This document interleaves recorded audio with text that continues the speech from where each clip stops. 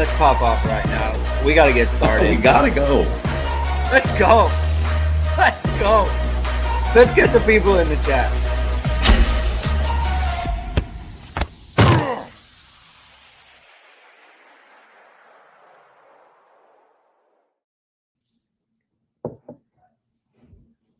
Hello, everyone, and welcome to Hit and Hustle from IRSportsDaily.com. I'm your host, Greg Flammang, and with me, as always, is Jamie Uyeyama, Mr. Jamie University. It is Wednesday, November 22nd, and it is a special Thanksgiving Mailbag edition. Only one show this week because of the Thanksgiving holiday that is taking place tomorrow. Happy Thanksgiving to all of our listeners and subscribers and everyone subscribed to IRSportsDaily.com and Notre Dame fans everywhere. Happy Thanksgiving to you guys. Hope it's a great holiday for you. We're going to have a bunch of questions today talking about the Notre Dame football team, a lot of questions about the offense, offensive coordinator, and all aspects of the team. So thank you, everyone, for being here. If this is your first time, please hit the like, please hit the subscribe button, and please hit the notification bell so you know whenever it is we are going live. Links to the podcast are in the description below. And before we get going, Jamie, Steve Miller with a wonderful Thanksgiving treat for us, a nice super chat from him. Hank, happy Thanksgiving all. Sorry to miss the live show, but I look forward to listening later. Thanks to Greg and Jamie and the whole ISD team for enriching our fandom, hoping for a solid and stress-free win to close the regular season. So thank you very much, Steve, for that contribution. Yeah, awesome, Steve. Thanks so much. That's very, very nice. So we'll be talking about that as we get going, and we'll get a bunch of listener questions. Jamie, I missed you, man. I missed you. I was in South Bend over the weekend. We haven't spoken about the game. You and Mike did a really good job on the live show once it got going. I guess that's my bad on I don't know. I thought you guys I thought Mike had it's whatever. We don't need to get into it. I thought because I have done post-game shows with Mike before. Right. Where he's sent the link. So I just kind of thought, and then he just messaged me right after. He's like, "Hey, are you going to send the link?" And I was like, what? Like, I'm saying we got it off. Christian help. So it all went well. So thank you everyone for tuning into that as well. Mitchell Vahilek asking about TJ Sheffield, former Notre Dame wide receiver commit TJ Sheffield in the portal. What I would say to that is they don't need slot guys. They don't like, honestly, who would you rather have, like TJ Sheffield or Jordan Faison, right? Like I think Jordan Faison, it very well fits that bill. And I think that he's going to be a good option there. Notre Dame has plenty of slot options. They need a boundary guy, number one type. That's what I would say to that. Jamie, and thinking of Thanksgiving and Thanksgiving treats for the people, ESQ has a special Thanksgiving and holiday treat for everyone. And there's no better gift for your husband, your father, your brother, your son, nephew, whoever it may be, whatever man it is in your life that you want to indulge on with ESQ's bamboo dress shirt, which you've seen on your favorite coaches and players, Notre Dame favorite coaches and players. It's the world's most comfortable dress shirt made of sustainable bamboo fibers. The bamboo shirt is naturally odor resistant, wrinkle resistant, and even machine washable. Also 3 degrees cooler than cotton, so you can sweat it out watching games for the remainder of the season. Get ahead of the holiday season. Use ISD25 to get 25% off your online purchase at esqclothing.com or visit Ga at his Chicago showroom to get your perfect custom fit. That's ISD25 for 25% off. BG is asking if Cam Williams is a boundary guy. I think Cam Williams is kind of a everywhere guy. He's very versatile. You could see him on the boundary. You could see him in the slot. You could see him into the field. So he's kind of a do everything, which is why everyone's kind of so high on him. Yeah. So Jamie, I don't think he'll be a boundary right away though. So I think like people kind of looking for that right away from him. I would say a lot similar to Equanimeous St. Brown when he first came, and he started out and he was backing up Will Fuller at the field. And then he moved to the boundary as a sophomore and obviously started and had a big year. And I think that's probably more of Cam Williams. It's the most physical, easily the most physical position out of all the wide receiver positions. You have to go against press a lot. Yeah. And not too many wide receivers and freshman wide receivers are going to do well against a good press corner, right away. It's just, Mhm. it's very hard. I mean, some of it is strength, some of it's just like technique and working on releases and stuff that you just learn over time. So I don't think he's a boundary guy right away. And obviously Micah Gilbert is a boundary. So he's probably someone who's going to start there, not start, but he'll come in as a boundary. Plus, I like the idea of Cam operating in more space out there to the field. I think that would be very well. That would work out very well with his skill set. So, but I think he could, like, eventually he could move to that position and be kind of a dominant player out there. Jacob Paulus says thoughts on the team traveling to California a day later than typical.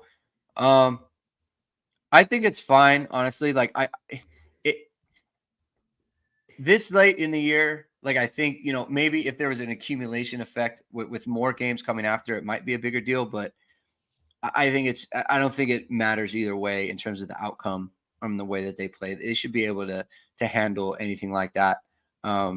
There's positives and negatives. I don't want to say it's one way or the other. I don't know that we can really make the case for that. Jacob's asking, Jamie, do you celebrate Thanksgiving in October or do you do both? I mean, I celebrated in Thanksgiving. That's for those that don't know, it's Canadian Thanksgiving. No idea why. I guess we just the Pilgrims did their thing in October here compared to November. I have no idea why it's different.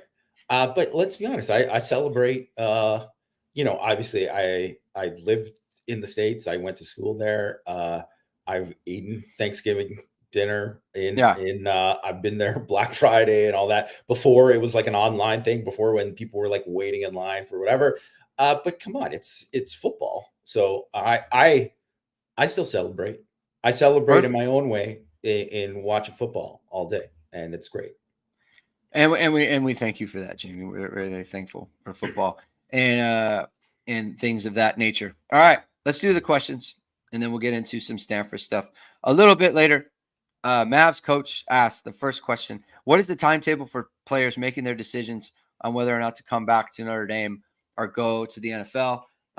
I think usually what happens is they want to decide before the bowl game. That's usually how it goes because they want to get ramped up for that.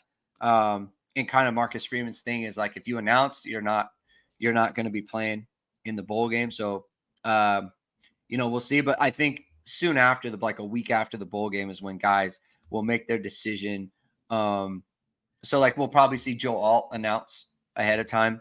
We might see, and if he doesn't, then it means he wants to play in the bowl game. There's kind of a discussion about that with a possible matchup with LSU this year.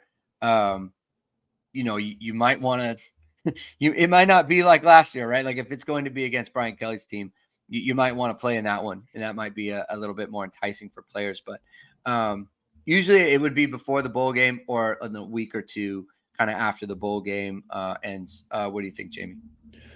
Yeah, it's different now than it was before because there's so much roster turnover in terms of like the portal and all that. Like, let's be honest, there's guys that are after this game will, there's probably not a lot of guys, but a few guys I think will probably enter the portal after this game from Notre Dame. That's just how it is because they want to get a head start or announce that they're going to enter the portal because the portal opens in December and these guys want people to know that they're, available and for people to look at them and get film on them and evaluate them so they can possibly visit some places before they make a decision, and get a bunch of offers. So that is quicker.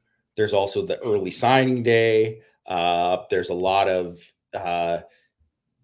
there's a lot of like who you're going to add, who's going to be back, who's not. The next semester starts, right? So where there was like convincing of like, say after 2017 and they convince like, okay, Coney, Tranquil, Tillery, like, we're going to try to convince you to come back. Yeah.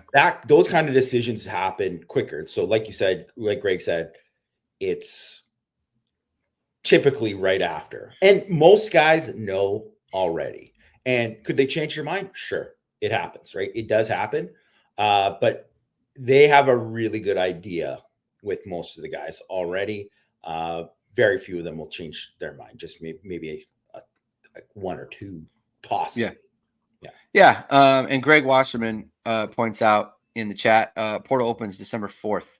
So they get their name out there. So pretty soon after, like they're gonna want people to know, like, hey, I'm in, and come check me out. So that's what's going to be the case there. All right, Stash 88 with a plethora of questions for us. So we're gonna try to do a little bit of rapid fire here. Some of these will take a little bit more time than others. The first one: do you think Notre Dame is aiming high enough in recruiting? Are they going after enough 5-star quality players? And we have another question about this regarding 2025, especially. And I think that's where this is kind of geared at. Also a little bit of 24 as well. But what do you think, Jamie, on this? Like, do you think the question that's coming later, and we'll get to it, we'll name who the poster is, but oops, I got to go back here. Do you think Notre Dame isn't aiming high enough in the 2025 class? Are they taking some guys a little bit early? So guys, they know that they can get committed. In the word the other poster used was settling. Do you think Notre Dame's settling a little bit in 2025?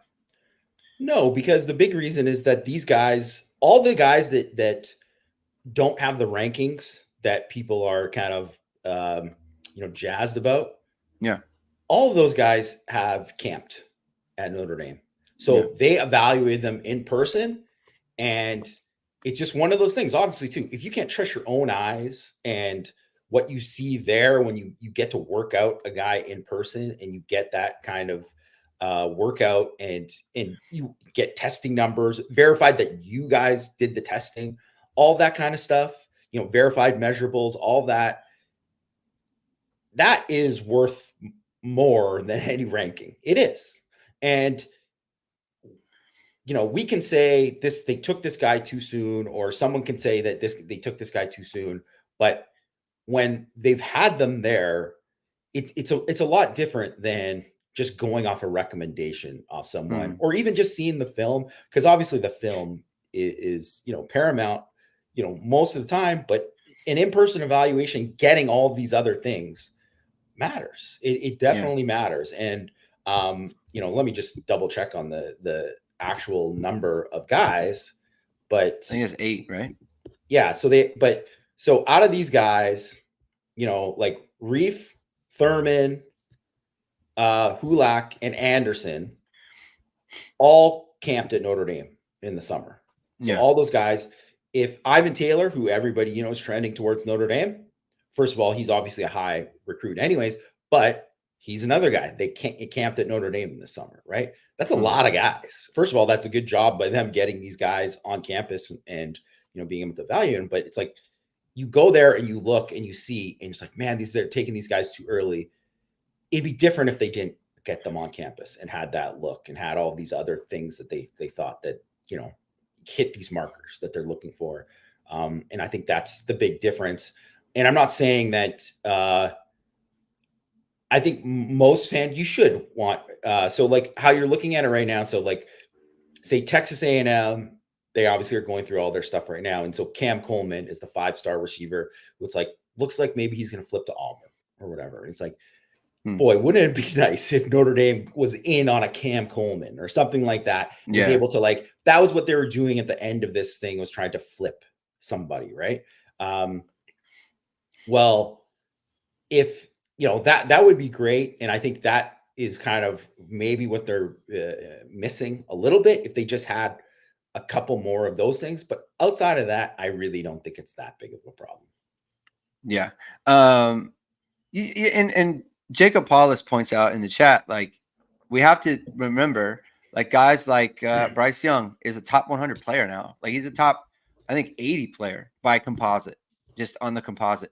Kedron Young is 102, where he was, I think when he committed, he was around the 300s.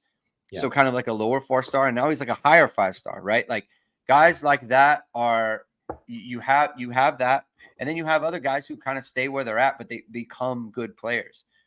Lest we forget, like, Ben Morrison was in the 300s as a recruit, right? And everyone liked him. Obviously, Bama was after him. Washington was after him very hard.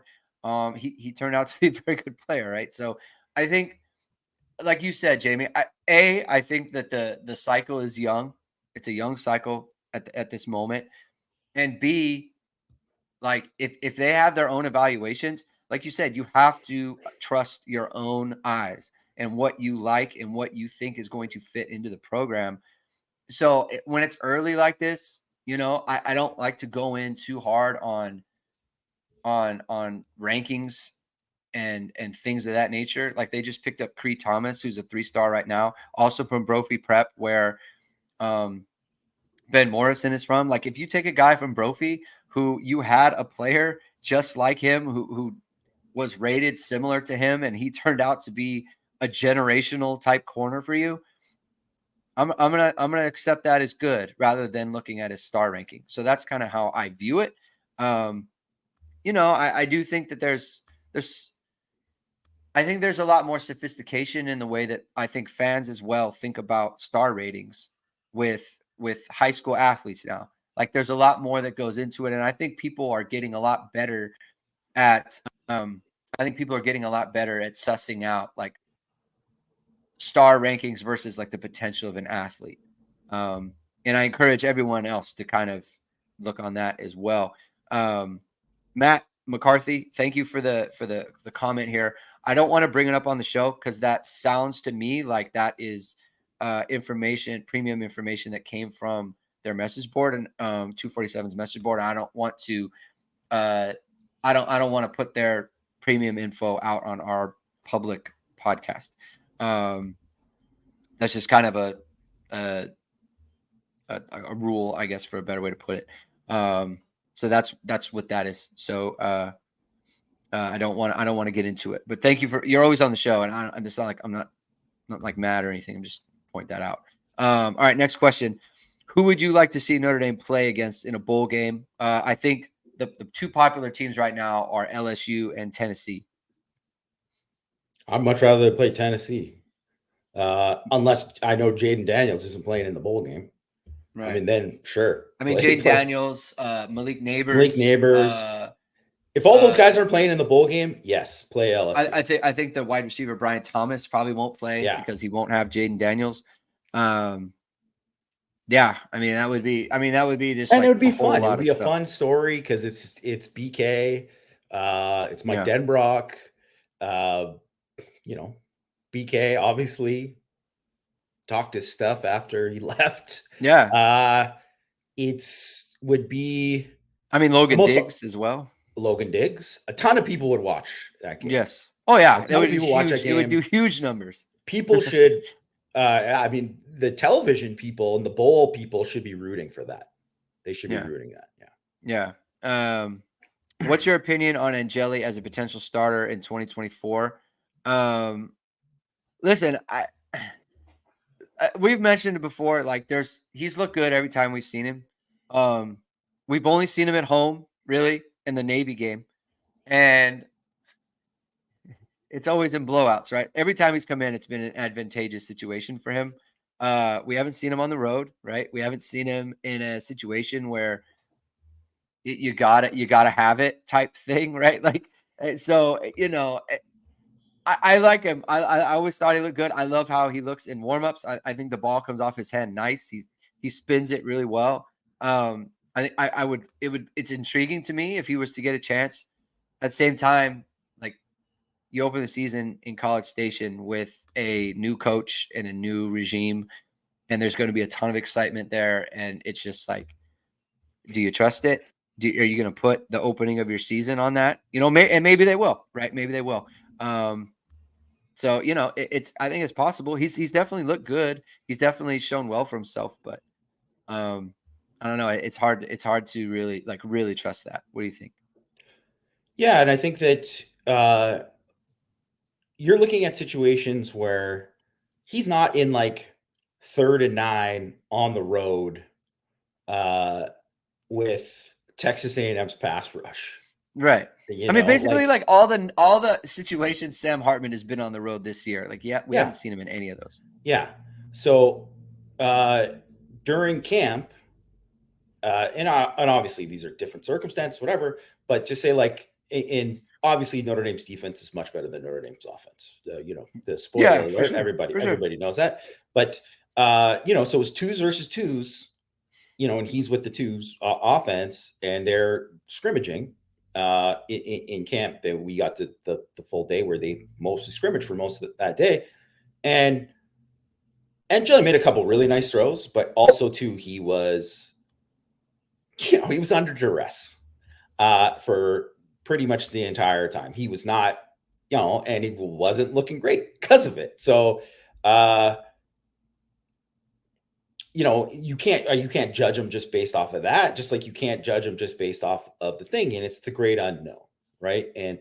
But in saying that, he has looked fantastic every opportunity he's gotten in these games, and that matters, because if he looks trash, then there's no way, you know, right? Like if that's the case, then there's no way. And there is a way. And then now you have to do is, I think what he's done is, no matter who they get in the portal, he's put himself in a position where it's like, well, Angeli deserves a shot. He deserves a shot to compete. And that's all you can get. That's all. That's the most you can ask for. And look at Ian Book. Yeah. Ian Book could have been easily just like an afterthought guy. He could have been, God, I'm forgetting his name right now. The guy that they took, who was the Wake Forest commit, who, you know, ended up not playing ever at Notre Dame. They flipped him, and then Brendan Clark, right? Brendan Clark. Oh, yeah. He could have been Brendan Clark. That was the status of Ian Book, really. And I think he was maybe even a little bit below him in his rankings. So Brandon Clark just became like a footnote, right? He became a David Wolk, you know, like a guy who just, you know, nothing, and just in the story, never really got in the mix, and so on and so forth, right? But Ian Book kind of competed and beat these other guys, beat the odds to do it. So just give that, now he's put himself in a position where he's got a shot. And who knows, like everybody's talking about Angeli right now. Kenny Minchie might be the starter. He might be, right? He might be. I seriously doubt it'll be CJ Carr, because you want to be like a true freshman on the road in that first game. It's not to say that maybe he won't start some time in 2024 or whatever, but just that would be a very tough spot to put him in. And it would be a tough spot to put Minchie or Angeli in too. But like, Kenny Minchie might be the starter, and no one is really talking about him right now. And we just have to wait and see. But that's why it's competition. Let's see what happens.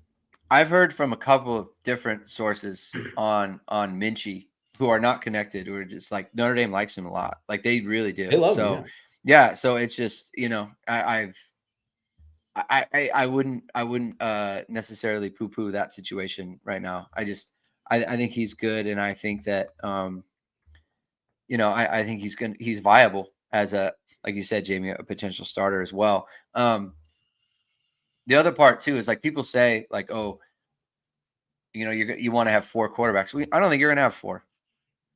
I think if they bring in a transfer, someone will go, and then you'll have 3, right? And so eventually, right, like eventually someone will be out, and I think you'll have 3 next year. So it's just like that's something to weigh, right? Like you just have to, you got to weigh a lot of things. And one of those things you have to weigh is Jared Parker. So another couple questions: do you think Jared Parker should and will be back? There's so many things here. We talk about it a lot, and I'll let you go first, Jamie, because I kind of have talked about this a little bit more recently. But go for it. Yeah, I just think that there's, you know, and I've talked to a lot of people privately about this too.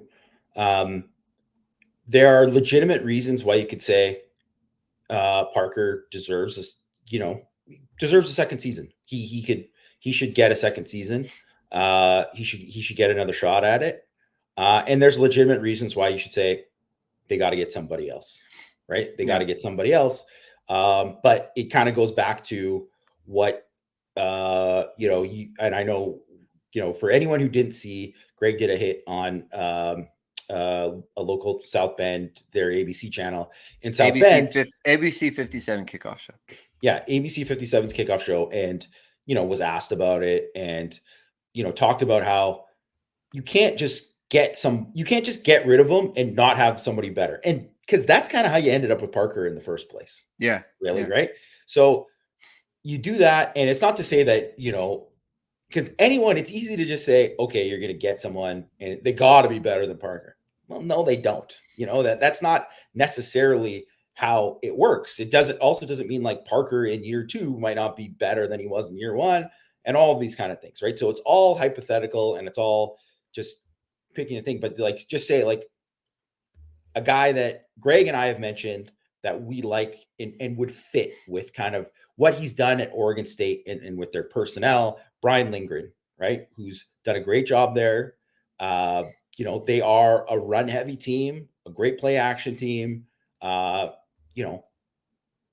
Jonathan Smith is obviously heavily involved in the offense there too, but Lindgren has been an OC separately from them, and there's all these kind of things there. But you're saying that Jonathan Smith, he might get offered the Michigan State job. So if he gets offered the Michigan State job, who's going to be his OC? Probably Brian Lindgren, and he's going to get paid a lot. So let's just say Brian Lindgren is the top choice. Well, he's probably off the list already. It's just like how I say with all these people with the quarterbacks, where people are like, man, you know what? They got to get the kid from Tulane, Michael Pratt, and then they got to get what's his face from Cam Rising from Utah, right? Those guys. Well, they're off the list. They're already off the list. So it's nice to say, okay, we're going to get this, but it's like, you're not always going to get like a bunch of, you think Bama probably thought they were going to get Drake May, they thought they were going to get Drake May, and they didn't. Right. So it's easy to just say that you're going to go and get somebody better, but unless you know that you can get somebody better and you have a lot of options out there that you think can do really well with it. Because the other thing is you can't go and get somebody from the NFL because how they kind of waited for Al Golden in that first year. Mm-hmm. And obviously it's worked out, but it didn't work out well in that first year. And especially for the offense this year, it would be a bad thing to have to wait for somebody who's like an assistant in the NFL that you're in. Even if that guy might do an amazing job, it's just the timelines of how it mixes with college football. That would be bad for recruiting. It would be bad for it'd be bad for all of these things. So bad for preparation for the spring and for next year and all of that. And they just can't afford that. So it's got to make sense. It's got to make sense. And if it makes sense, then you make a move, then whatever. But it's just, I think people are rushing and saying, you got to do this. And it's something Mike Frank has talked about for years and years too, because obviously he's been through a lot of Notre Dame coaching changes where he's just like, there has to be somebody in mind that you can get that's better. And if not, it's going to be, it could end up being a lot worse. Right. Because I think there is context here that needs to be considered. Notre Dame is 23rd in F+ on offense. So that's combined FEI and SB plus ratings, right? So they're 23rd there. They're 10th in yards per play this year.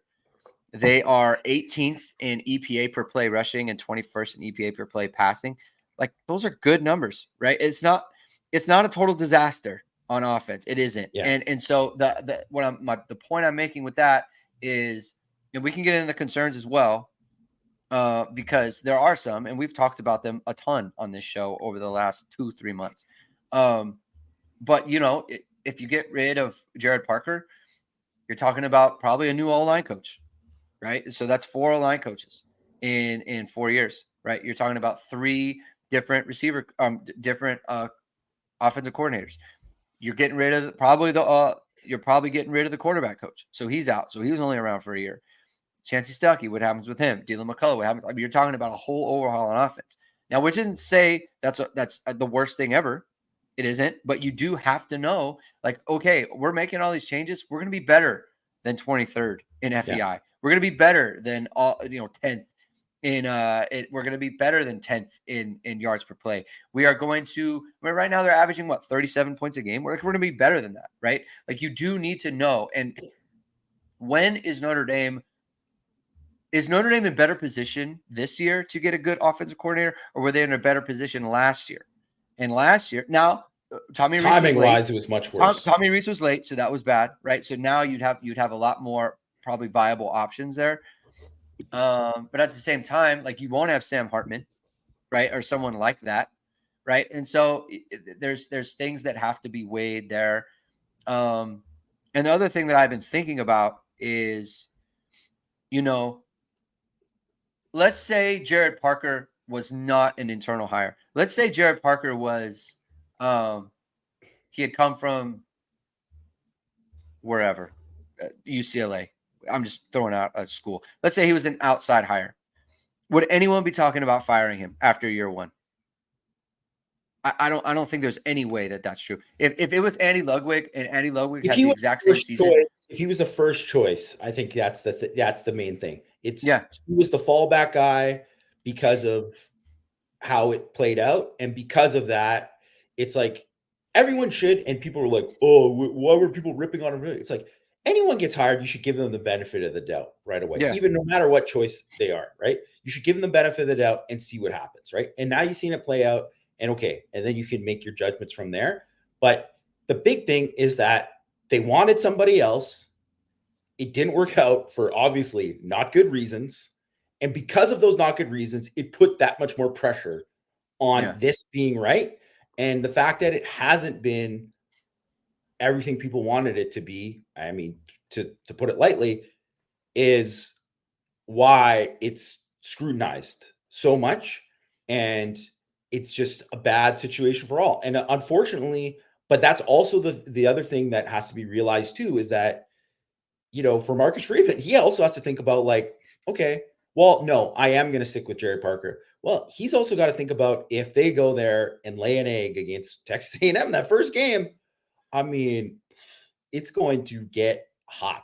Like, it is going to, like, Jared Parker is like, I mean, he's going to go from week one to look like how he's beaten down kind of now. That's what's going to happen right away. So all that kind of stuff has to go into it. It's a very complicated thing. It's not always just as simple as like, go get this guy or go get Sean Lewis. Well, you know what, Sean Lewis, like, and I realize their O-line suck, but they were like a horrendous running team, right? And it's like, well, that's not what Notre Dame you can't be that. And he really at Kent State, they weren't like a big time running team either. So it's like, it's a completely different offense. So it's like kind of like how Luke Fickell was like, yeah, you know what, man, I'm going air raid. He gets Phil Longo, right? He gets Phil Longo. Well, that has been horrible. It's been a disaster. It's been a disaster hire. And it might end up being fine once they get more of the right personnel in there. But I mean, believe me, all of a sudden Luke Fickell went from like, man, this guy's just like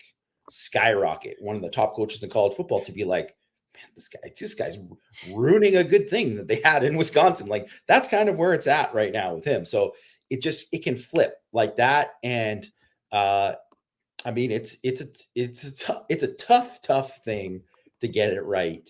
And really, it's just like one of these things. It's like, if Al Golden, if they didn't play at this level, but they are playing at this level, and that's the point. But it's all these kind of things, and it all has to be weighed. Jared Parker is having a better year offensively than Al Golden had last year defensively. Yes. It's just true. Like, the numbers are, that is what the numbers are. Scoring wise, no. But scoring wise, no. But like, the numbers are the numbers. Like all the stats I read off earlier, like that's better than Tommy Reese this year. It is. And so it's not to say that it's all great, because look, it's better than Tommy Reese last year, but a lot of people weren't happy with Tommy Reese last year. But the overall point, and Andy Davis says, they need continuity and not all freshman wide receivers.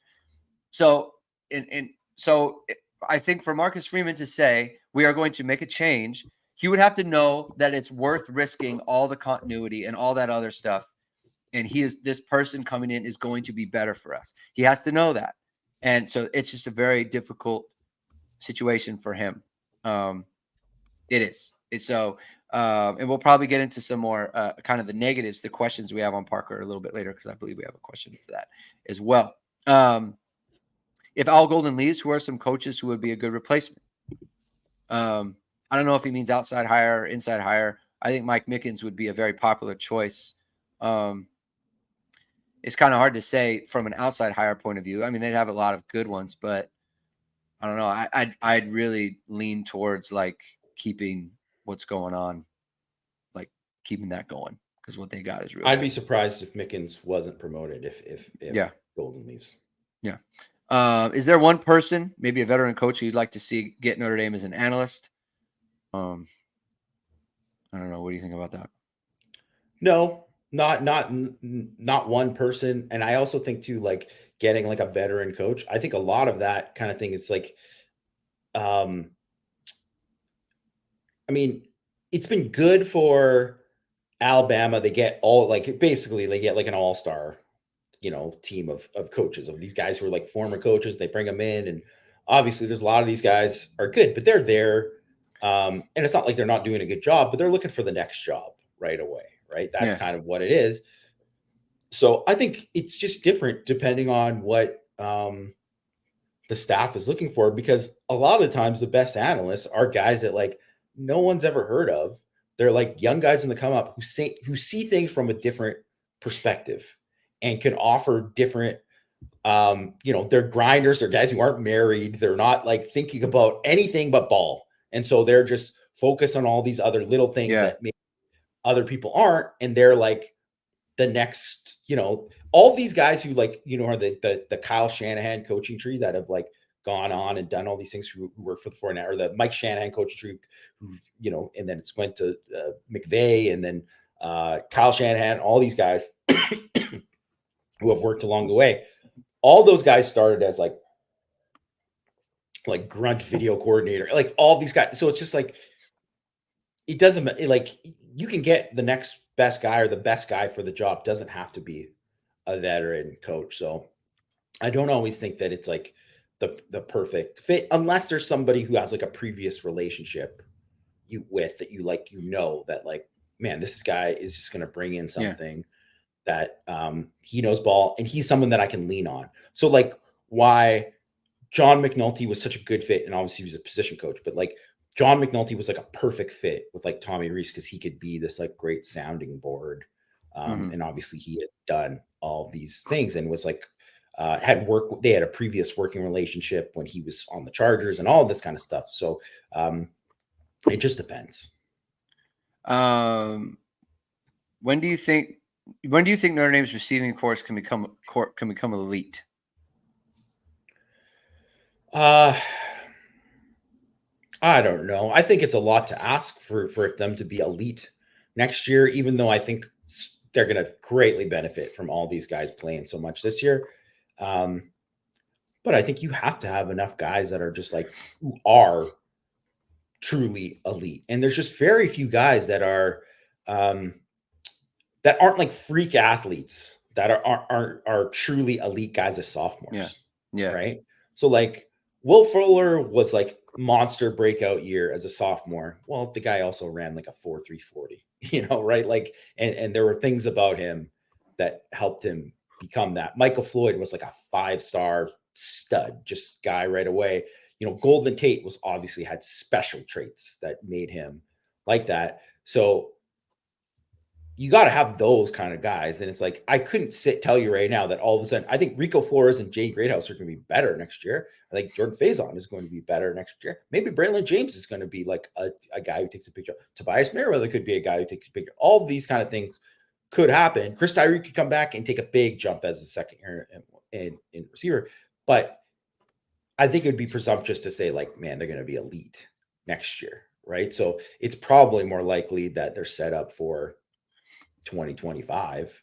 And that's also just the reality of where the recruiting is at, because let's face it, this class right now, that's freshmen, most players in college football, it's not until year 3 that they hit like, a different kind of level. And most of the guys are going to be in year 2 next year. So it's just how it is. What do you think of Marcus Freeman's stated desire to become a D-line and O-line driven program? Do you think that this portrays a desire to be a run-first program? Do you think recruits see the program in that way? If so, what impact do you think that was with the elite wide receiver? Do you think such a program can win a title in today's college football world? I think, look, he has to lean into what Notre Dame is always going to be good at. They are always going to be good on the offensive line. They are always going to be good, or they should always be good on the defensive line. Like that is football. Winning in the trenches, it is always important, right? It is an important thing all the time. And that's what Notre Dame recruits best. And so that's what you lean into. I think like the whole trestle ball thing is way overplayed. I don't even know what it means at this point. I Like, don't what even do know. people It's mean like, by that? it's Like, ridiculous. I don't know what people mean by that term, but like, this is not a secret. Like, you have to be physical, and whether you can, such a program can win a title in 20. This is what Georgia is. That is their whole thing. Like, Georgia is a O-line and running game and D-line driven program, and they are the favorite to win 3 straight championships. Like, that is the model. Like, Notre Dame, I think they absolutely need to lean into that. You just got to get guys who it's like, look at you can win one-on-one. Like, if I was a wide receiver, honestly, this is a very good style of offense because this is what the NFL is doing. You need to be able to play in an offense like this. And Notre Dame needs to be able to teach guys to play in an offense like this. That is the biggest key for them. It's a difficult offense to teach because it's not just single read, spread out, run. Like that's the problem a lot of guys have going from college to the NFL is they are not used to running concepts like this. They're not used to having to read a defense like that. Like that problem for them. Why do you think Sean McVay is like, hey, I want Kyron Williams on my team because I don't have to teach him all this other stuff because he already did it in college. Like, that is a huge benefit to him, right? College pro teams want what Notre Dame is doing offensively. They just need to be able to execute it better, and they need to be able to teach it better. And that's the issue that Notre Dame has. I think they're doing the absolute right thing. And Marcus Freeman is doing the absolute right thing by emphasizing what he does offensively. Yeah, I just think that first of all, too, the trestle ball thing, I just think is so dumb.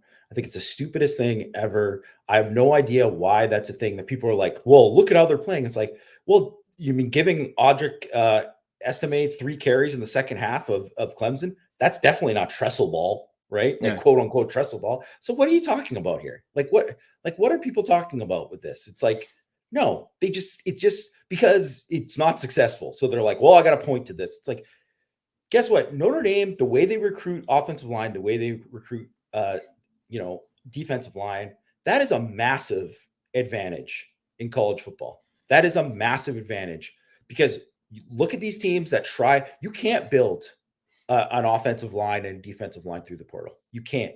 You can find some receivers.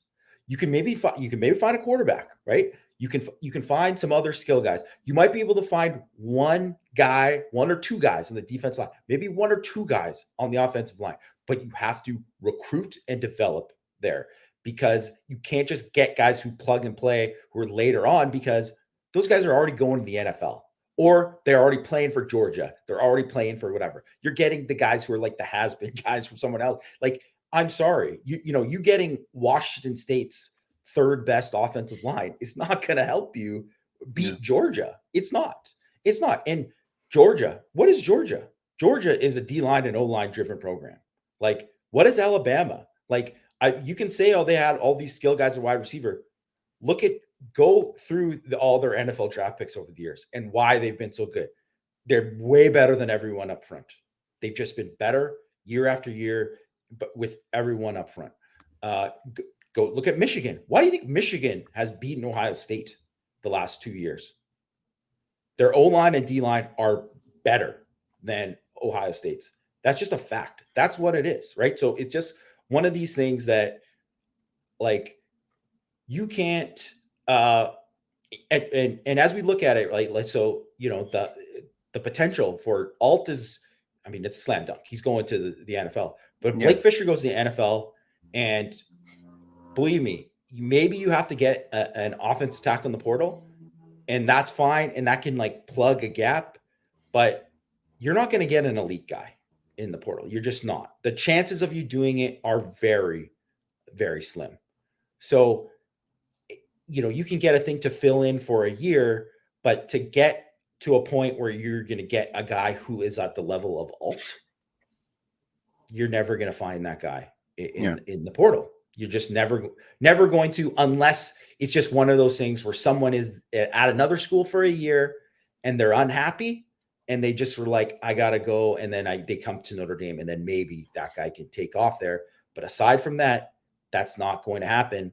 So you gotta be great on both sides of the line. And if you're not, I mean, good luck against Georgia. You're going to get your butt handed to you.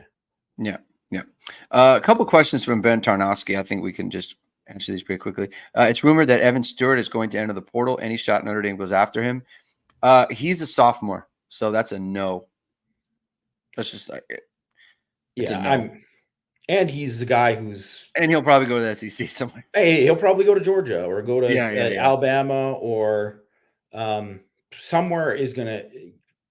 I mean, he's getting a fat check at A&M, Miami. Like he will, Oregon, whatever. Like he's going to get, and it's not to say that he wouldn't get paid at Notre Dame. Yeah, he would get a decent check, but it's just like that guy is going to be looking for that, and also too, he would be stupid if he's not looking at like where the quarterback situation is at all of these places and stuff. And if it's like, say, if I was him and I was like looking at it, I'd be like, well, Georgia, I mean, they're losing some guys, and Carson Beck's coming back.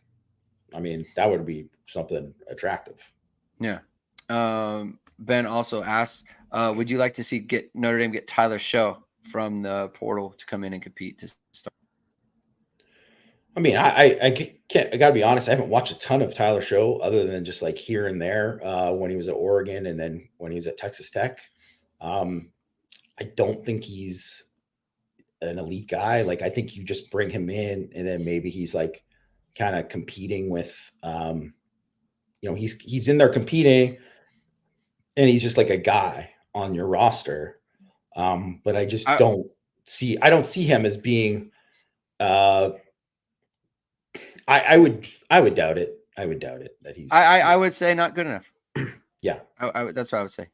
So that's my take on that. Rad Irish asks, on yesterday's Power Hour, Mike suggested that Buckner was interested in coming back to Notre Dame, but it wasn't possible. Do you have any idea when in the season that happened? I heard about this like early. I heard about this real early. I don't remember like where I heard it from. It was kind of in passing, but it was like, yeah, he would like to come back. It's like, yeah, well, he probably would because he lost because he made a bad decision. Yeah, he made a bad choice. I mean, he went to a place that he wasn't going to play. So, but yeah, it's not possible once you leave. And I heard the question on Power Hour about if he came back as a walk-on, that would be a no as well, honestly, because whether he's a walk-on or not, it doesn't matter. He's on the roster. Like, so they'd want to play him. Like, if he's on the roster, you want to put him in the game. No, like that's a no. Like you had your chance. You wanted to go, bet on yourself, and that's fine. But you walked away from the team, and now you want to come back, and it's like, oh, I'm going to be a walk-on and put in a package for me. Like, no, yeah, like that's just that's not how it works, man. Like, sorry, like you chose your choice. That's unfortunate, and wish them the best, but for the team, that just can't happen.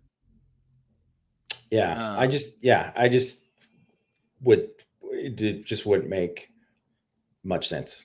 Yeah, Irish 2104. What are your opinions on NBC deal? Good, bad, or indifferent? Money exposure? Did they settle? I mean, we don't know the money exactly. It sounds like obviously they got more money, which is good. Who knows how competitive it is with everything else, with their combined whatever they get from the ACC and all that. I'm gonna guess it's pretty competitive, and that's one of the main reasons that they're doing it. But I think it's good to have. First of all, Notre Dame fans, even though you might not be happy with the product NBC puts out, you should be happy that that you can find all the home games on one channel. Like, that is definitely a nice thing, because think about this game. Yeah, I was just about to say, it's a disaster. Yeah. Or just think about if like all of a sudden just all these games with like, especially some of these games where like shouldn't even really be on a network, really, that Notre Dame's playing Central Michigan, Tennessee State. And I know Central Michigan was a Peacock game, but it's like, it should have been a Peacock game. Like, that is not a good game, right? That's not a game that, most regular football fans want to watch unless they're hardcore Notre Dame fans. And there'd be a lot of games where if Notre Dame did deal with ESPN, they'd have like some of those games would be on ACC network or whatever, right? You'd have a lot more of these games that just you'd lose out on. You'd lose out on getting to see, and it'd be harder to find, and especially because there's a lot of like older Notre Dame fans, it'd be a lot tougher. So people can not like the products, but it is a good thing to have it in the same spot, all the home games in the same spot. And then I do think too, I mean, I don't know if it's written in the contract, but there might have been like a little bit of wink, wink, nudge, nudge, like, because let's face it, if Notre Dame, this keeps their independence, wink, wink, nudge, nudge. They also have a deal with the Big Ten. So it just kind of fits if they were to go to the Big Ten, and they probably have some other like backdoor negotiation going on there. Yeah, I think it is important for the brand. I think NBC it's just as a sports network right now is just cutting costs everywhere. You see it in golf a ton. And it's like, it's probably going that way for football as well, which is unfortunate. It's a bummer, especially when they're picking up like Notre Dame in the Big Ten. It's just, they don't treat it like they should, given how much they're paying for it. But they're obviously making money on the ads and that sort of thing. So, I view it as kind of indifferent. Like it's good that they kept it. I don't like NBC as a network, but it's fine. Like you said, there's real value to always kind of being on TV and knowing where to find Notre Dame. Irish Loyal asked, I know it's way too early, but just for fun, take a stab at the starting O-line in 24, assuming Alt, Fisher, Carell move on. Not saying all three definitely will, but it's certainly feasible. I'm sorry, man. I'm not going to do it because it's just too early. It's just, and I know people just want that, but it's way too early. Like, so I'm going to be like, well, this guy's not going to be there. It's like, it is just way too early to say what's going to happen, other than I believe that Ashton Craig would be the starting center. I think Craig would be the starting center. I think they would move Jagusa to tackle. You guys were talking about this. I think they would try to get him on the field. I think he's real. I think he's a real thing. Like he's a good football player. I think they like him a lot. And I think that I think he could play tackle. And I think that they have between Spindler, Schrouth, and Coogan. It's just a lot of guys. It's going to be some kind of there's going to be some kind of combination there, but I can't say for sure that Coogan's going to be the one who doesn't play, or Spindler's not going to be so it's just like impossible. It's just going to be, some kind of combination is going to, out of those guys and Craig, right, is going to be the interior guys. And then I would say you're looking at some kind of combination of Jagusa, or Jagasaw, sorry, Jagasaw, Wagner, and then maybe a portal guy, maybe Tosh Baker if he comes back. And I just don't know. I don't know anything to the point where I could say Sullivan Absher, no way he's going to play at Notre Dame, or man, he might be in the mix next year. I just have not heard anything of the sort of where he's at right now. I have no idea. Chan, I would say Ty Chan, he has not looked like he's a guy who is ready to play. Maybe he's never going to play at Notre Dame. He doesn't look like a tackle to me. So I wouldn't bet on him, but I would say Josh Lugg was a guy that you were if you watched him his first few years on campus, I'd be I don't know if he's ever going to play. And then he ends up starting over 20 games, right? So it's just, it's wide open. But regardless, it's not a good situation if, I think Carell, whatever, because I think Carell would have a really tough time in that Texas A&M game, just because those are the type of dudes that he's had tough time with. If Fisher leaves, which I think is real, he could very well be gone. I think that, man, it's tough to have two new tackles. It just really is. Even if you recruit really, really well, it's still very tough to have two brand new tackles. Yeah. Michael Hahn makes the point that Comcast is cutting costs everywhere regarding NBC. even their EPL coverage, they own the American and UK networks and are sharing broadcasters to save money. So EPL is English Premier League soccer in Europe. And I can attest to that too, because I am a viewer of that stuff too. So yeah, I mean, they're cutting costs, and they are, you don't want to go with a media partner who is doing that, but at the same time, like, it is best for the brand. It is. And so you don't want to do that, right? Like, you want a media partner that's going to take pride in their work. And I don't want to say that NBC doesn't, but they're willing to have a lesser product because of the amount of money that they have. Like, they have the rights, so they're willing to buy the rights and then put out a lesser product because of it. And that's just the reality, right? And that's it's been all over their sports platforms, and it is for it probably will be for Notre Dame as well, right? So that's not what you want. You want a media partner that takes pride in their work, and Notre Dame doesn't have that, but you can have that, Jamie, if you sign up with VSRmediacompany.com, which is founded by Notre Dame football pregame host and Emmy award-winning anchor Vahid Sadrazadeh. I got to be on with Vahid on the ABC 57 kickoff show. He's an awesome guy. He's very nice, and I had a chance to chat with him as well. So he's a very good guy.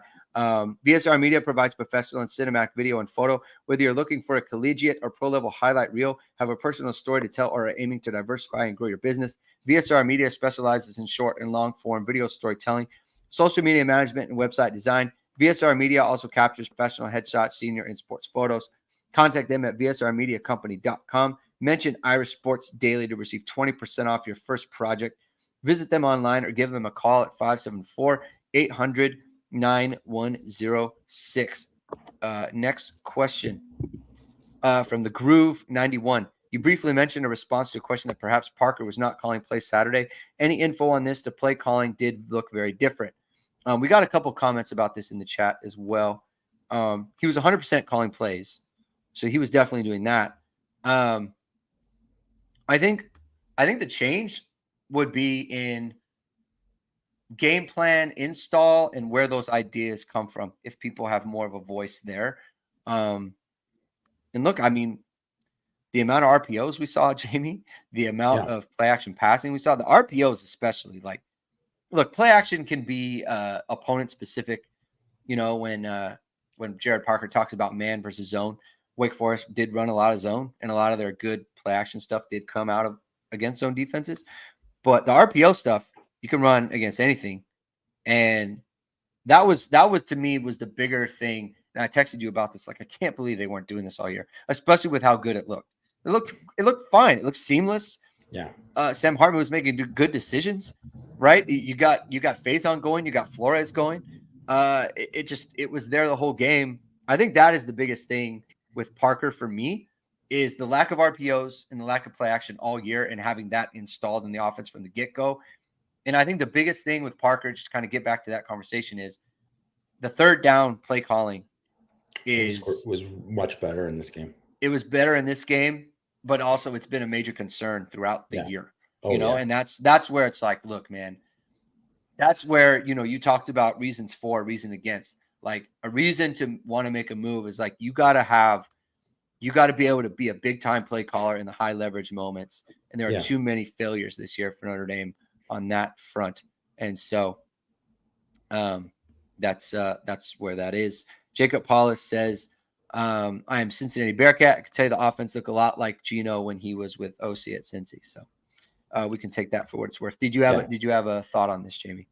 Well, he was definitely calling the plays. Someone else asked a question. You could skip the other guy's question about it too. Like, we don't need to put it up, because it's obviously, this is kind of, we'd just be doing the same thing. But I mean, Gino might have had more say in the playing, but I agree with you. It was game plan and preparation stuff that was built into the game.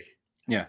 And Gino definitely wasn't calling plays. So yeah, I mean, we would see it. He's on the sideline. I mean, if he's calling plays, he's got to have a play sheet there, and he doesn't. Yeah. So, he can't be calling plays. It's not like some conspiracy or anything like that. So thank you for the question, though. Andy Matt 01. Do you think Notre Dame is settling early on the 2025 class? Obviously early, but they already have 9 commits, 5 of which are 3 stars across the board. I understand recruiting has move up timeframes, but Notre Dame wants to win championships. We need the best, bringing in higher ceiling talent. we talked about this. We talked about this earlier in the show, but wanted to get to Matt's question. So hopefully, Matt, you caught up with the discussion earlier. Xer ND 1994.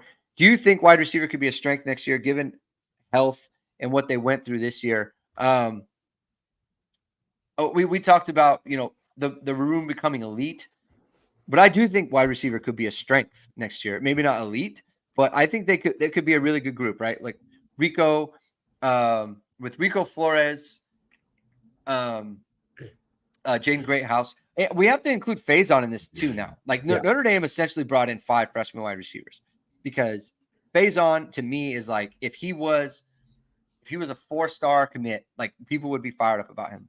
Yeah, right? And I think we should be fired up about him. Like he's a real player for Notre Dame. He can play. Braylon James, look, and people, I put out the tweet earlier when I was watching warmups, and people, obviously I said Braylon James and Tobias, they move different, and people, they go in snarky on Tobias, and it's like, look, and people people act like I'm hyping Tobias. It's not hype. It's just that, like, it's just a reality. He moves different. They move different. Those two guys, when you watch them warm up, you think, man, those guys are serious athletes, like real long striders, explosive, the way that they run. He cooked an NFL or a corner that's looking like it's looking like he, you pointed out the NFL was looking at him hard. Tobias just put him in the blender. I mean, he just completely cooked him. Like, you have to be able to get a lot out of those guys. They're going up another year. Obviously you have the freshmen coming in. If they can get just one boundary guy, one guy on the boundary that can be an upperclassman, that can be kind of like a senior leader, and go along with Jaden Thomas, who I think I still feel good about him. So it's just like, there could be a really good room next year. And I think that's a pretty big deal. Comments from Jamie on that? Well, I do think they could be a strength next year. Like I said, yeah, not elite I think is right. I don't think people are going to be like, man, Notre Dame's wide receivers are the envy of all these teams. Like, I don't think it's at that point yet, but I think a lot depends on it's like, people just want to just say, like, the reason why you can't give up on a guy like Tobias Merriweather is exactly what, you saw in that game, right? That's exactly what you saw in that game. They don't have anybody else who can do that. And just like Braylon James might be another guy who can do that. Yeah. You don't have guys who run, 4.4 who are that tall and could just, like, absolutely that thread guy. They don't have, like, Rico Flores, obviously had a great game. I think he's going to be a great player, but he's not a guy who's going to be like, corners are going to be scared about, like, man, this guy might just cook me here. Like, I gotta be like, I gotta get into my pedal fast because of this guy. And that's what, having those guys is about. It is exactly the way you take those guys, even though they are, all caps raw, right? Like, you take them because they have that, and it's just whether they can do that. It's Chase Claypool, right? It's Chase Claypool and what he can do with that too, right? So it's that kind of stuff matters, because I just think, like, you have to have a certain level of speed at the position. You just do. And it limits your offense if you don't have that.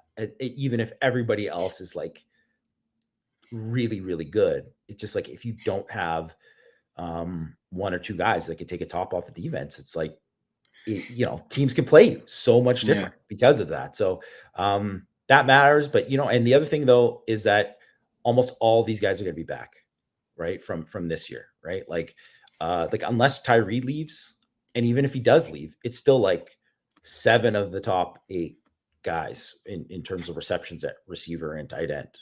Like, compared to, look at this year where they had, and especially if you can consider, like, Jaden Thomas, being out for half the year, really, and then how it didn't work out with Caleb Smith, and, like, Styles bolting and Colsey not playing and all that. Like, they got like nothing coming back, really, right? Because they didn't have Lindsay either, right? So it was like, didn't have Mayer, obviously. Like it was like a complete makeover. So it's a big difference to get everybody back. By the way, and KK Smith looks good as well. He looks good running around. He's a good athlete. He does warm ups, so he's not playing, but he's a warm up guy.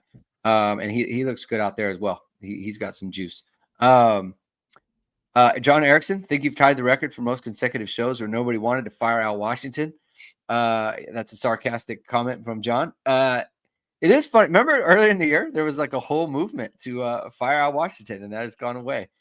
Those people, not the brightest people. So, oh man. All right. Next question from Chris ND92. Saturday's play calling was so different from other games. It makes me wonder if Parker was calling them or if it was someone else. It seems a little of the criticism was addressed. Play action passes, RPOs, breaking tendency to run every time a power heavy formation was shown. Quarterbacks checking into better plays. A clean break from play calling exhibited through 10 games doesn't seem likely at the same coach. What are the odds Parker has been relieved from play calling? We addressed this as well, but wanted to read the question because we always aspire to read all the questions. So we addressed that earlier. Red Mac asks, in your opinion, will the new NBC contract allow Notre Dame to remain independent through the length of the contract? I think we answered that as well. Yeah, we kind of talked about this earlier. Barring a change, though, right? Like things can change and movement happens. And Jamie made the point, like they're also partnered with the Big Ten. That would be a pretty seamless transition for Notre Dame should that occur. Drew Brennan asked Tyree Colsey, Thomas Merriweather, Flores, Greathouse, Faison Smith, and James. How many of those guys will be on the 2024 Irish? If they all come back and you add 3 freshmen, you still go after a transfer. I think you go ahead. Well, I was just going to say, like, not that obviously, shout out to Drew who asks good questions all the time, but like, I hate these kind of questions because it's like, we're supposed to speculate on some guys transferring. And it's like, I just don't think that's fair, like, so assume they'll all be back. I mean, other than maybe Tyree or whatever, like, and Colsey, because, they're going to have both those guys have their degrees and whatever, but like, I can't just like, I mean, I don't know. Merriweather might not be back, but it's like, why should we speculate that he's not going to be back? Like it's not fair to him. It's not fair to the staff or the team. Like, I mean, people transfer all the time, but like, it's just like one of those things. It's like Lorenzo Styles was going to transfer. And then it's like, he didn't transfer for any of the reasons that people said that he transferred. He just ended up transferring because of, something completely different. And then obviously it didn't go good for him, or it hasn't got good for him so far. So not to say that he still might, end up being someone who plays a DB for Ohio State next year or whatever. Right. But it's just, it's just one of these things. It's just like, you just never know. Like, you just never know where they're back. The thing is, if all the guys come back, then I think obviously that's great. Right. That's great. And really the only guy that didn't really contribute really anything out of these guys this year was, Smith and James obviously redshirted, and Colsey played like one game basically. Like, I think he played special teams from other games, but he really only got targets in one game. So everybody else contributed. So that would be a big thing. So I think if we went down each individual player, just like Jamie said, like, I don't know where everyone is, or, you can make a case for a lot of these guys to not be on the roster, but you can make a case for them to be on the roster. Right. I do think it's safe to say, like, someone will not be. I don't know who it is. Like, I have no idea. Well, I think whatever, like, I think out of the guys, it would make the most sense for Deion Colsey not to be on the roster. I think that would be a very safe bet, just based on he's graduated. The guy's barely played. He was hurt for most of this year, so he got a redshirt year in. He's going to have 2 years to play. There isn't a clear path for him to play. So it would make sense. Rajon is pointing out he is asking. So he's asking, the follow-up is kind of like, if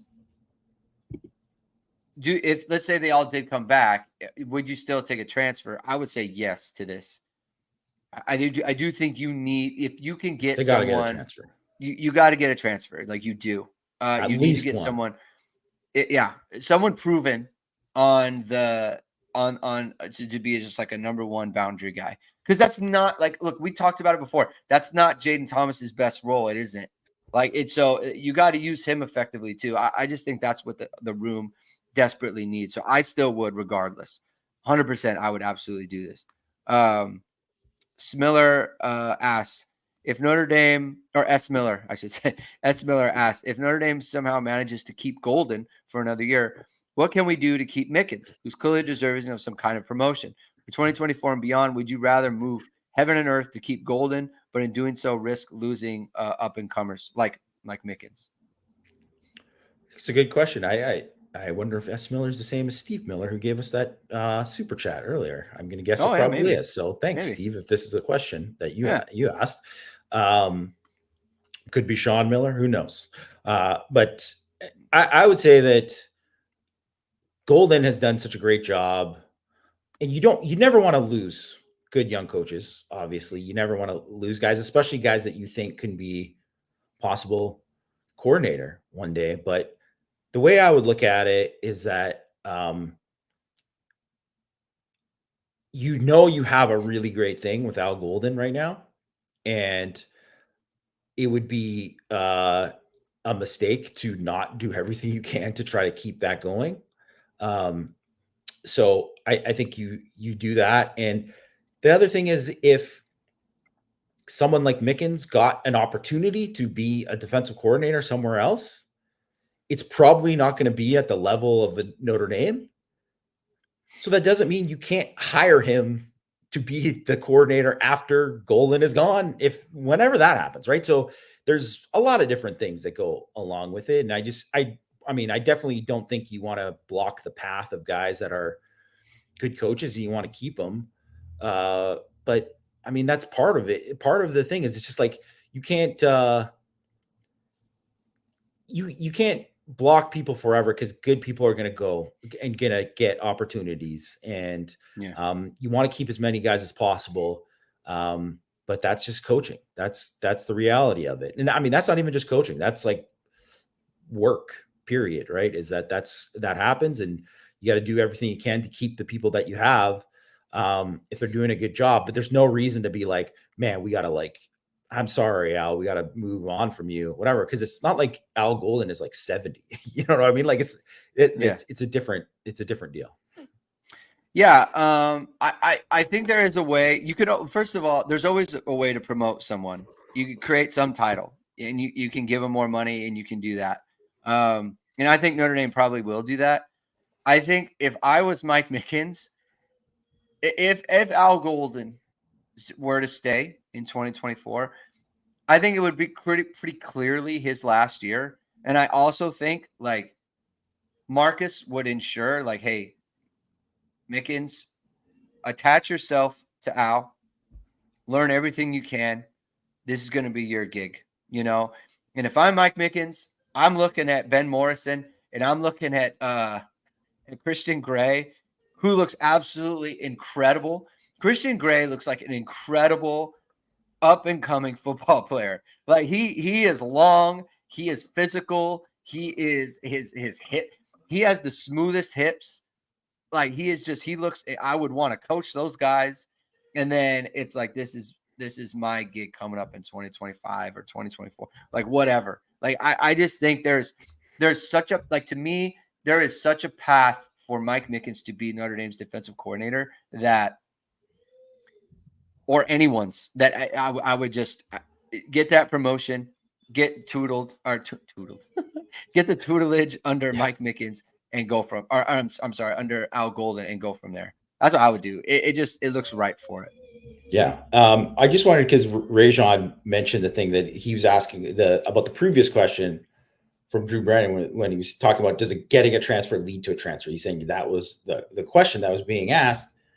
And it's kind of goes back to what Greg was saying about a previous thing. It's like, you don't take a slot it's like if they took a slot, then it's be like, yeah, then obviously if I was like Chris Tyree, then I'd be like, you're picking up a slot, like why am I staying? Like that, like or some of the other guys that would make sense. But if they're taking a boundary, it's like, well, Notre Dame has a need at the boundary, right? They have a need there, so it's like I don't think, and there isn't a guy who's like, man, this is the obvious starter at the boundary, right? Like you could say, oh, Jaden Thomas, well, really, like he barely played, and we already talked about his best position might be somewhere else.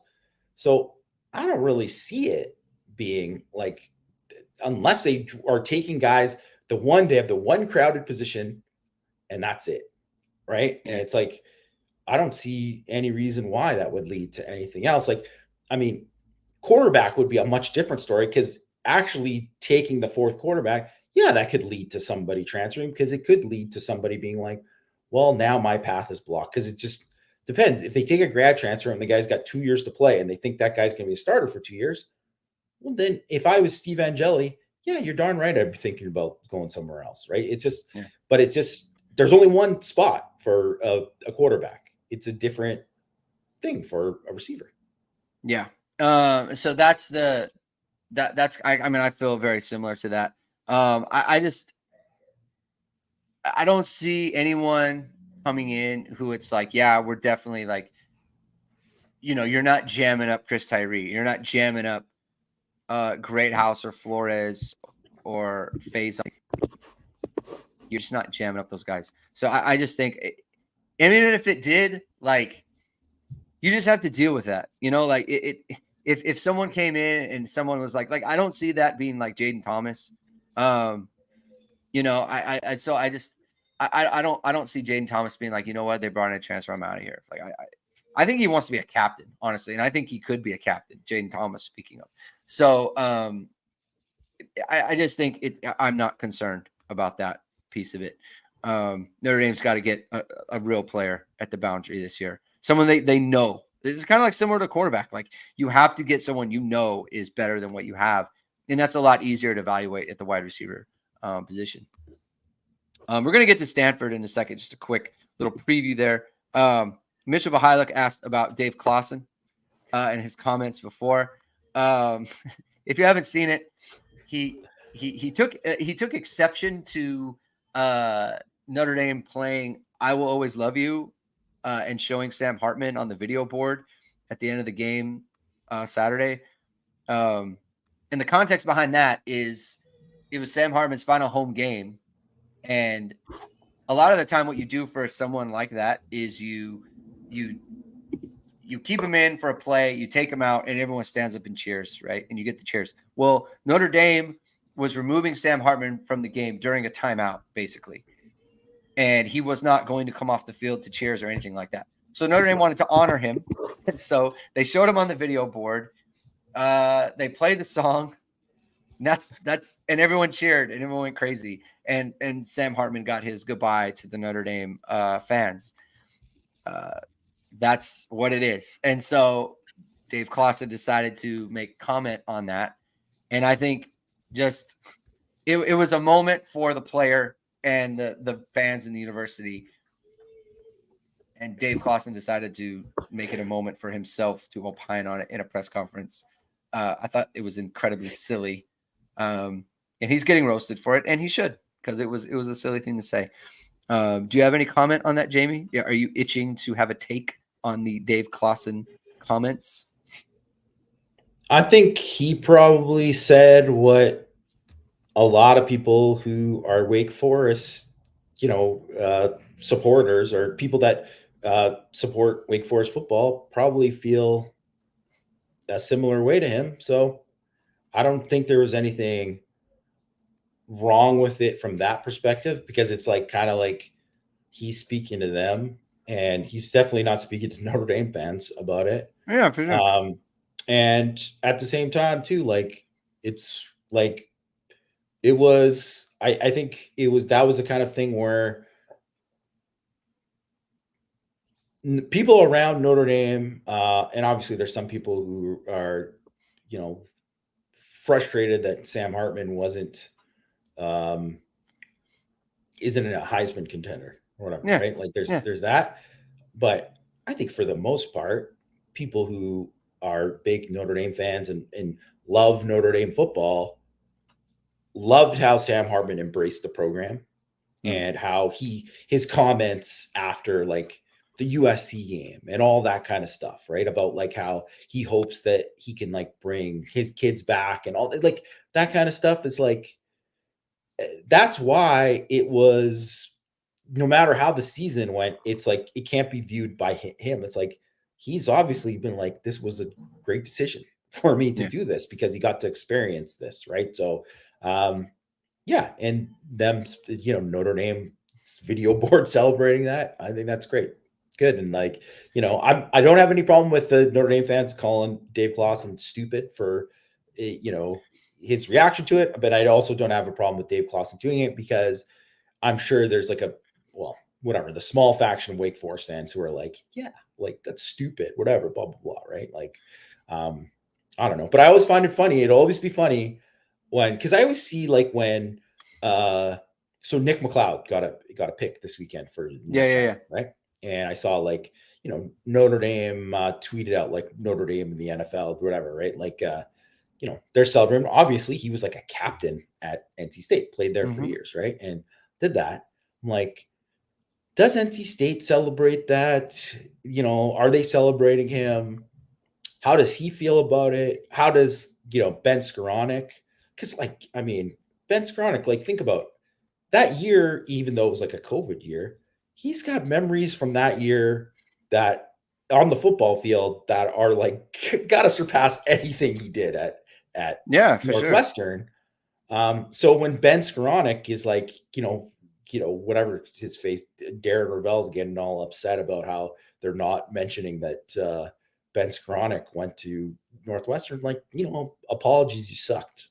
And he's, went to a better school and that kind of thing. It's just, it's just like a funny dynamic now, especially for those guys. Like Russell Wilson be a perfect example because he's like, NC State, Wisconsin. He was really good at both schools, and like it's I think he celebrated at both schools, especially because of the way like it was really like Tom O'Brien kind of like pushed him out, like, and it wasn't like his choice. So I don't know. I just find that always very interesting, kind of how people view that. It is a funny dynamic for sure. And the other part of it is like, Dave Clawson took the opportunity to kind of like go in on college football today. It's like, well, he's a grad transfer. It happens. Yeah. It's been happening since 2006. It's not like it's new.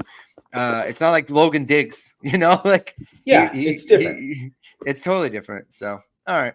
That's that. I wanted to get to Mitchell's question though, because he took the time to ask. All right, let's talk about Stanford a little bit, Jamie. We don't have to spend a ton of time on this game. Stanford is very bad offensively. I'm sorry, defensively. They're not very good offensively either, but defensively, they're awful. They're 112th in F+. Defensively, not a good football team. They're a little bit more spry offensively, Jamie. They put up 495 yards on Washington, scored 33 points. But since then, they've scored 10, 17, and 15. They've played two really, really good defenses this year in Oregon and UCLA. Against Oregon, they scored 222 yards of offense, 3.1 yards per play. And against UCLA, they put up 7 points, 292 yards of offense, 4.7 yards per play. So anytime they've played a good defense, and those two games were at home as well. So that kind of a parallel there because Notre Dame's playing at home or playing on the road this weekend. Anytime they played a good defense, they've been shut down pretty well offensively, and their defense is very bad. And Notre Dame has feasted on bad defenses this year. So, yeah. So, what is your take on this game? We'll do predictions. We'll get out of here. Yeah, I think that. I mean, there's no reason why this should be a close game at all. I think Stanford's roster is, one of the worst in Power 5, maybe the worst. They just have no kind of upperclassmen that are NFL talent. Benjamin Jurasik was kind of their top guy who would have been a draft pick. He's been out since halfway through the year. Really good tight end. I think people might remember a couple years ago he had a really nice game against Notre Dame. He's also a guy that Notre Dame recruited. I believe Notre Dame won him on defense though, but anyways, he was like a hybrid guy. And they do have that Alec Uyeyama is like a monster player. Like he's a very good player for them. He's averaged 11 targets per game in the last 6 games. They just try to they force the ball into him because why not? Yeah, of course. They don't really have anyone else that is like a game record, right? Like they have the true freshman kid is pretty good. Tiger Bachmeier, he's pretty good. And then Sam Roosh is the tight end who's plays me. He's not a bad player either. And even Bryce Farrell, who I wouldn't say his production isn't good. I mean, he's fast. The guy ran like a 10.5 100 in high school. They have skill guys that are like decent. They can compete. And EJ Smith is like a decent back too. The problem is their line is so bad. Like they're starting 2 true freshmen. At left tackle, they're playing a true freshman. The other guy's like a first-year starter, right tackle. He's not good. They're bad across the line. They're like not even to the point where we're talking about where people are like, "Oh, Clemson's got a bad line." It's like this is like the other level of bad thing. So Matt McCarthy mentioned David Bailey's a stud. He's a backup right now. He's not a starter. Yeah, he got benched. Yeah, or demoted, I should say. Yeah, he's a backup right now, and he's a good pass rusher. He's got a good first step, but he's not really a good. First of all, he's small, but he's not like a good run defender. And they want like kind of like a hybrid guy there to drop to. And I don't know if he was like not doing his job there, but he got demoted, and he was considered to be like one of their best players, and he's not. The kicker is awesome. The kicker is the best player on their team. Yeah, that's not a good sign. They don't have anybody on defense. There's no one on their defense who would start for Notre Dame, unsurprisingly. And other than Uyeyama, there's no one on offense who would start for Notre Dame. And I think they're better coached on offense. Like they have more things you have to worry about in terms of they do a ton of stuff formationally. They do a ton of stuff with pre-snap motion. They do a bunch of different things. Sometimes they play with 2 quarterbacks on the field at the same time. They will like ton of quarterback run game stuff. So you always have to, be prepared for it. So they might, catch Notre Dame a time or two with something. And like, Ben Morrison is going to have to play well, like he always does in this game, because Uyeyama, he ate up Travis Hunter from Colorado. Like he's pretty good. Like he's a good player. But when you only have one of those guys and your line sucks and you can't protect the quarterback well, and you don't run the ball well because you don't block that well, like it's just hard to run an offense, right? You really have to trick people into things. And it's just, you saw it with Wake Forest. They had the one drive, right, where that really worked well. But even as some of these other drives where they got first downs, it's like, it's really, really just hard to execute when you don't have enough guys or you don't have a quarterback that you can count on. And that's kind of where they're at. And I think with and the defense is just like they're dead last in havoc rate, dead last in the country in havoc rate. They have 1 forced fumble on the year. Like that's kind of hard to believe. Like that just, and they just, and really too, like you can see with, they don't have enough athletes. They just don't. They're not the same level that they were even at last year, right? Because they lost about a double-digit guys that are starting on other Power 5 teams right now that transferred out. And not those guys weren't great players, but they're, better than the guys they have now. And they had 5 guys get drafted in the NFL, right? So that's, just like 15 guys that you can't, you lost, and you don't replace guys of that level because they just didn't recruit well and didn't develop well at kind of behind them. And any kind of injury, like, so them getting any kind of injuries, they lost a receiver to John Humphreys is like just killer for them. I do think Troy Taylor's the coach now. So he was the coach at Sacramento State before. I think if he's given the time, and he will be given the time because they don't really have a choice in the matter, but like, I could see 2 years from now, I could see them being pretty good. Like, like they could be competitive, right? Like, and like a bowl team easily. And I would even see next year, they could kind of like, maybe even like kind of backdoor their way into like being a potentially 6-6 type team that just beats teams that they shouldn't, because I think Taylor's a good coach, but I mean, just, they don't have enough guys. And that's why they get like, man, they gave 62 to Oregon State. I know Oregon State's pretty good, but like, man, 62, like, ugh. Brutal. Pretty gross. Brutal. Matt McCarthy says, last week you mentioned A.O. Manor didn't click with Brian Kelly. That's a shame. He'd be a good addition to this team. Yeah, he didn't vibe with him on the visit, which is unfortunate because he's no longer Notre Dame's coach, and they could really use him. Oh yeah, I mean, talk about a difference maker for them. Talk about a guy who'd like to get out of the portal. You know what I mean? Yeah. Like, unfortunately, that's probably not possible coming from Stanford, but that's tough, man. It's like, didn't vibe with BK. That's good stuff. Mr. Sanders says, how bad is it? This is on the Pac-12 network. It's pretty terrible. It's awful. It's no other way around it.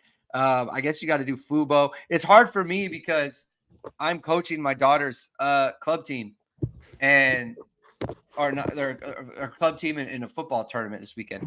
So there's a chance that I might have to watch on delay, and usually it's fine because I can DVR it. But like, if I have to watch on some stream, how do I DVR a stream or rewind a stream? Like, it's not good, Jamie. I'm not happy about it. Honestly, I'm unhappy to the point of like, I don't even think about it. I don't want it to ruin my mood. So that's where I'm at with it. Jamie, let's do predictions and we'll get out of here.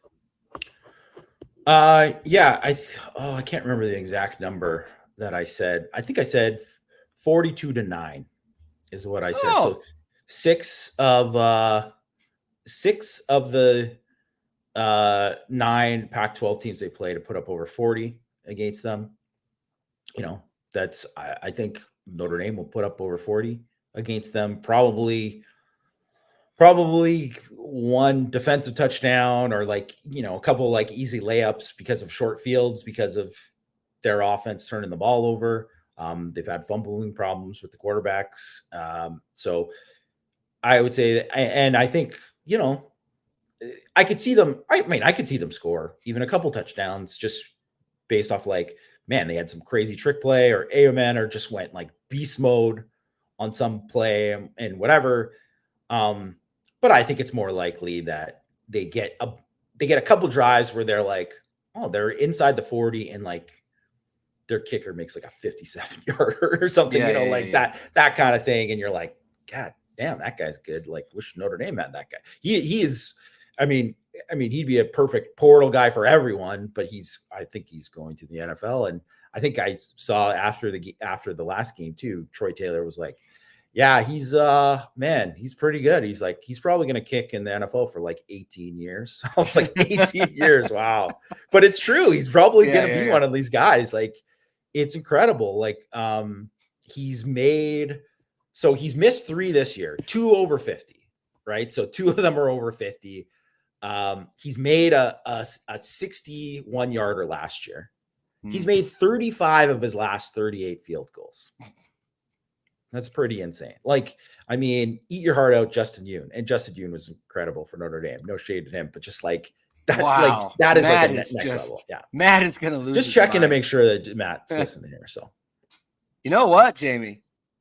You know what?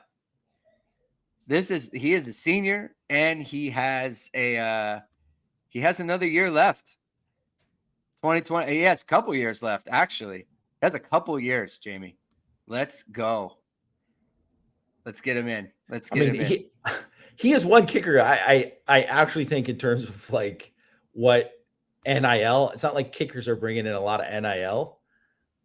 He's a guy who, like, if you really needed, like, I mean, I'm sure Georgia would pay money, like big money, whoever would pay big money for him. Like, he's that good. Like, I mean, incredible. Like I mean, I have no idea how the Luke Rosa award works and who's going to get it. There's probably some other guy who's like perfect on the year or whatever, but like, I don't know. I mean, he seems pretty awesome. I say get him in. Find a way. NIL fund. Let's go. Put out the feelers. I've got Notre Dame 44-10. Notre Dame's defense just can overwhelm you. They can completely you can do some stuff against them. You just get overwhelmed eventually. There's too much stuff they can do. It's so hard with their corners and their secondary and the way that they play. They just shut things down. Nothing's open. There's nothing there. And then they could just focus on the running game and their games up front that they can do. And Notre Dame, look, I said, they feasted on bad defenses all year. And I think with the RPO stuff now that they've got in there, I think Audric Estime is, going to be motivated given the snub and the Doak Walker. So, I think it's going to be 44-10. Good luck to everyone trying to watch the game. Hopefully you figure it out. Fubo, free trial. Try a free trial with Fubo. That's probably what I'm going to do. I believe it should mention this too. I think if internationally, the Pac-12 network internationally, you can stream for free on YouTube.